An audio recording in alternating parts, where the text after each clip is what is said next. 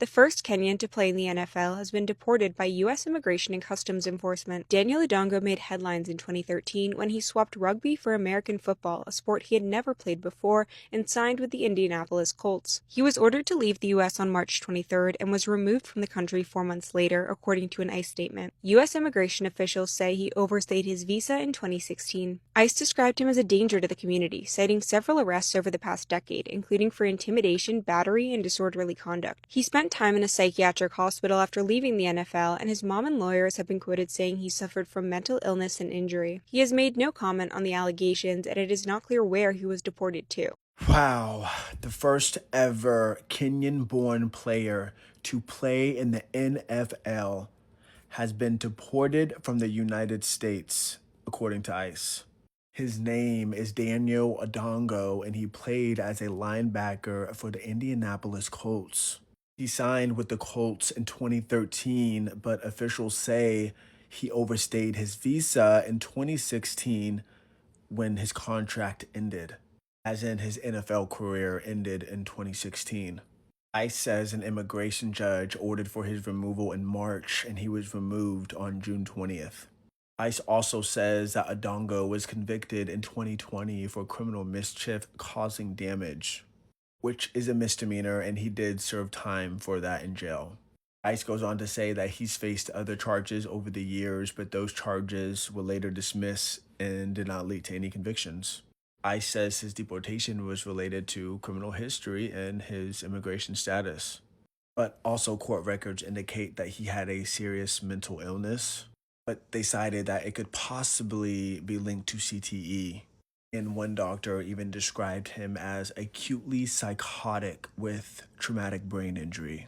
Now, his attorneys argued that his mental health should play an account to this, and is the reason why he needs to stay to keep up with his treatments in the United States, since this was a United States-related injury, being in the NFL. I don't know. What do you guys think? Follow along for more. So in addition to fear, there's a lot of uncertainty. Definitely so. Imagine that you are parents, you are father, you are mother, and you know that you won't be able to budget for your family. You won't be able to provide for your kids. And eventually you are afraid to be separated from your children. That should be a concern. And no, I always say that no human being should be facing that type of situation. When you ask the Trump administration about the termination of TPS, they would tell us that patients like yourself can simply self-deport. What do you think about that? It's easy to say, because most of the time, as long as it is okay for some of the folks, they don't care about other people. It's like, I think that this administration, they do not take time to understand that every human being should be treated with respect and dignity. And this is a very sad thing to do, to see a U.S. government has that type of approach. Because you know that the U.S. has been the champion of democracy, of justice. Now we don't know where we go. There is not even check and balance when it comes to power anymore. No Haitian American is packing bags. Lorna Rosenberg-Joseph is an immigration attorney who is telling her clients two things: not to panic and to have all necessary documents handy. But how you act and what you say are two different things. So we've given them this avenue for so long. I think now we need to strategize. There needs to be some sort of relief. You can't work, you can't do nothing. You need a baby. There's a sheer determination to stay despite being exposed to deportation efforts. 350,000 TPS Haiti recipients in the U.S. had their work and driving privileges stripped away at midnight as the government allowed their protections to expire. The Department of Homeland Security posting this message on X that some people have deemed insensitive. Don't hesitate to repatriate, it says, along with a link on incentives to self-deport. This despite a level 4 do not travel advisory issued by the State Department for Haiti and widespread gang violence and homelessness in an already unstable country. I bet if we went into that parking garage, they would all been in there because they were still running when we were driving. There was a guy, I'm pretty sure he was wet. He was just sitting in that minivan. but I was like, I'm not talking to him. This week, an explosive new federal court filing revealed that immigration agents who swept through Los Angeles last summer referred to Latinos using slurs like tonk and wet. Agents were captured using these words in text chains and on body camera footage, which were turned over to the ACLU, Public Counsel, and other groups and private attorneys amid their lawsuits seeking to bar agents from making stops based on racial profiling. The trove of discovery turned over by the government provides a window into the operations, which have also swept up U.S. citizens and lawful permanent residents. It includes body camera footage of the arrest of U.S. citizen Brian Gavidia, who was pushed up against a fence and questioned about what hospital he was born in. Hey, bro, relax. Get over here, brother. I'm American, bro. What hospital were you born at? Bro, don't get me like that, though.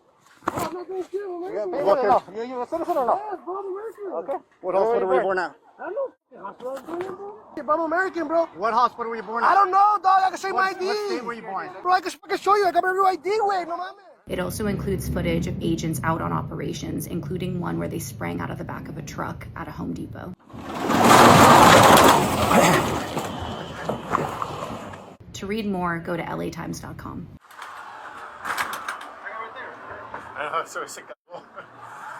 Help! Help! Help us! Hey, you guys, come help us!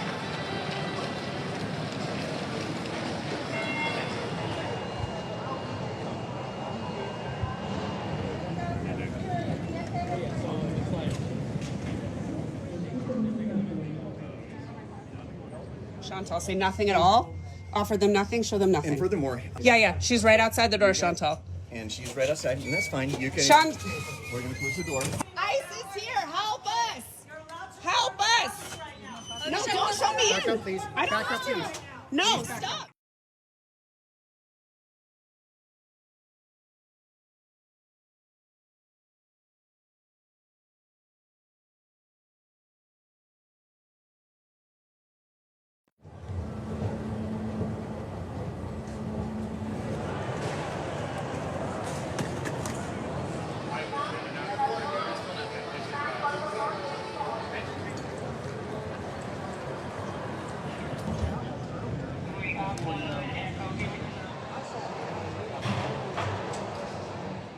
Cubans are being rounded up by ICE in record numbers. 4 Cuban men have died in U.S. immigration custody in just 10 months.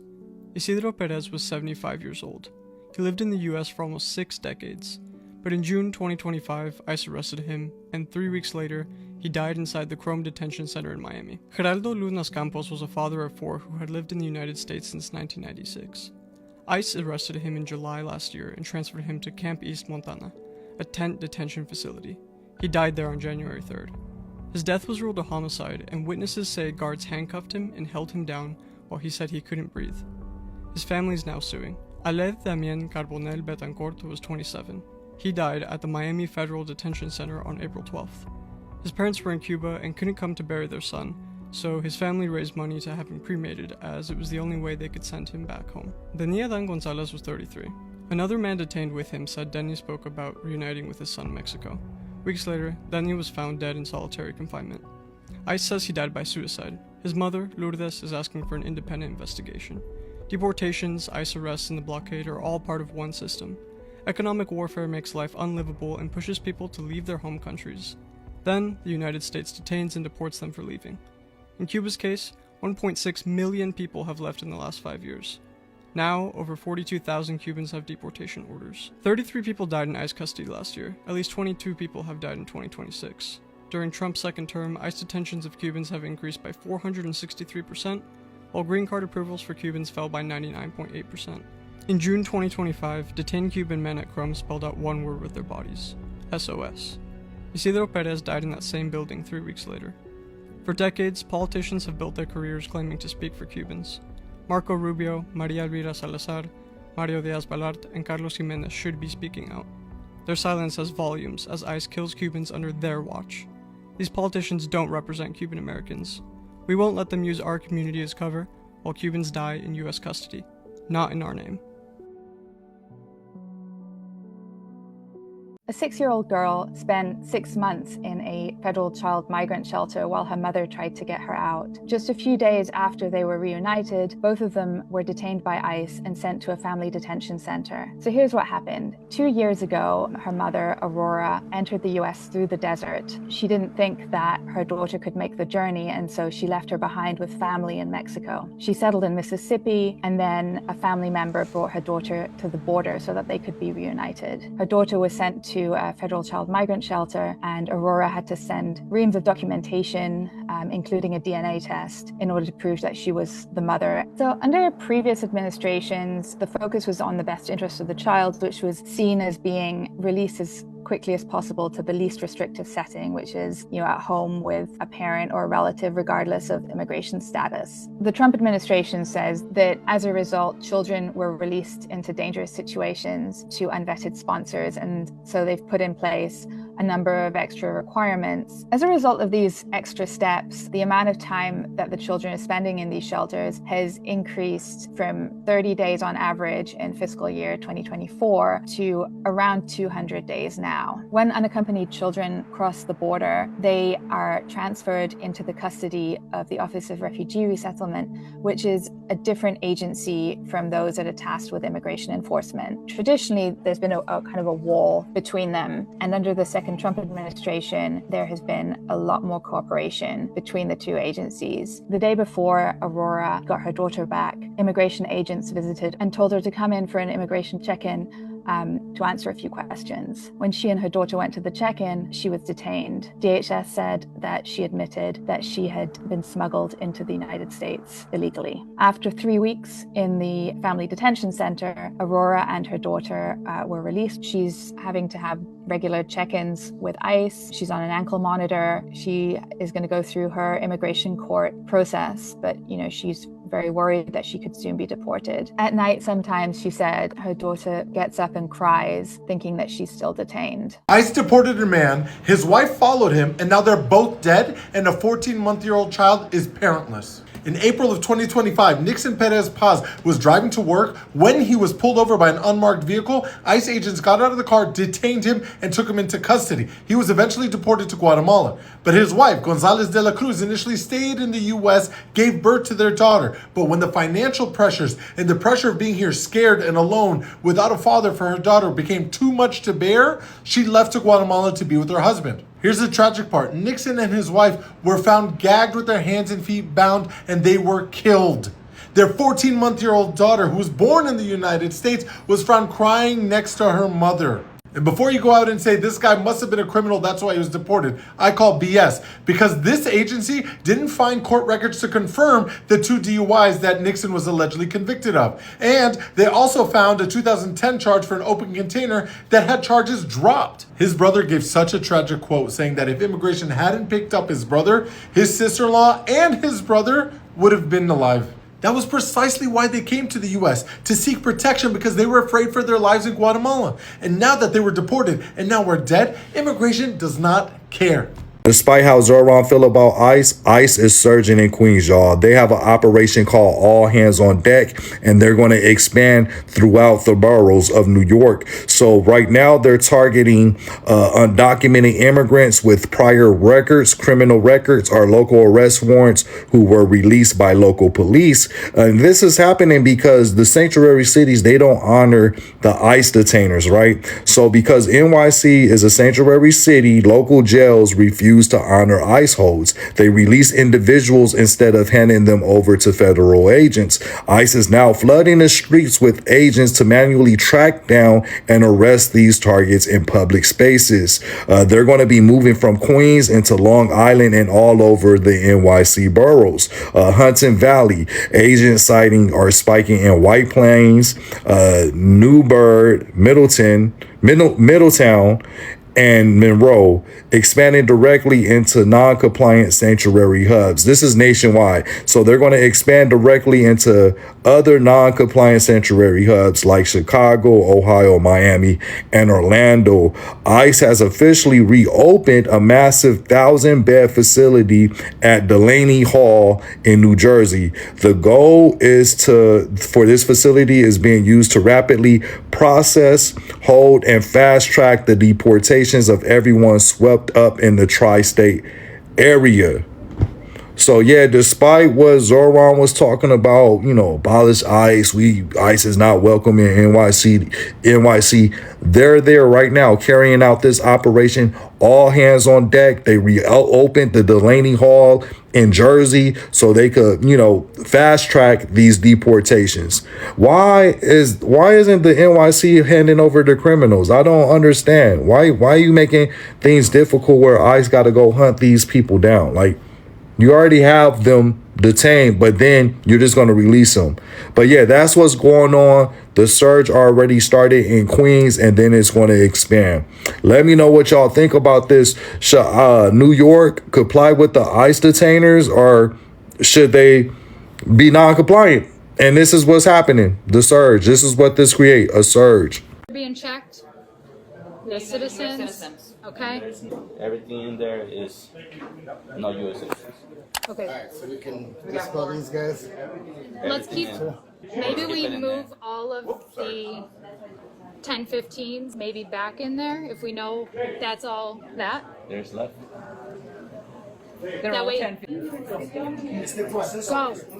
I'm not going to tell you again. Go. Go. This isn't the moment. Don't be nonsense. This isn't the moment. Yeah. All right, we're ready for the other one. Sorry. Me too. That's an appointment. That doesn't say anything. ¿Cuándo entró en los Estados Unidos? El 2016, aquí tengo mi ID. Ok, pero esta tarjeta no puede cruzar la línea legalmente. We can do additional checks out there if we need to.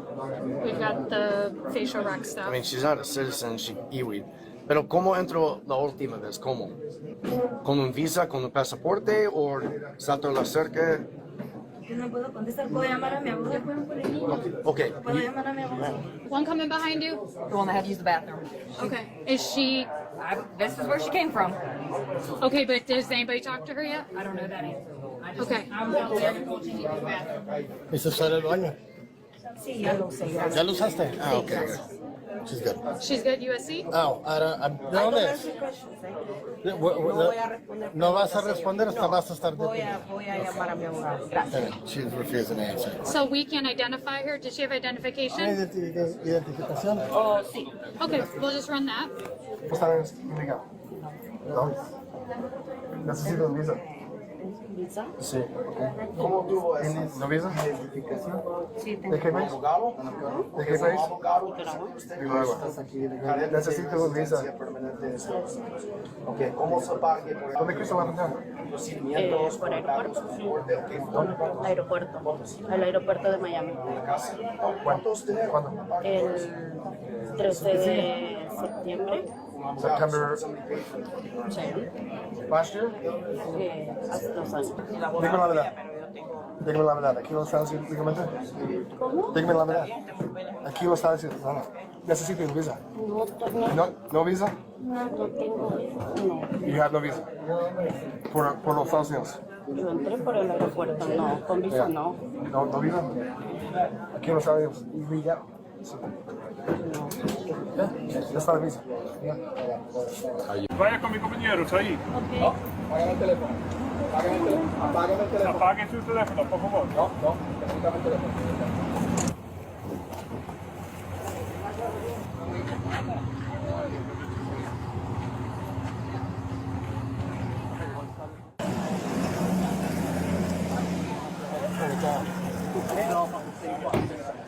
Enjoy what you're doing?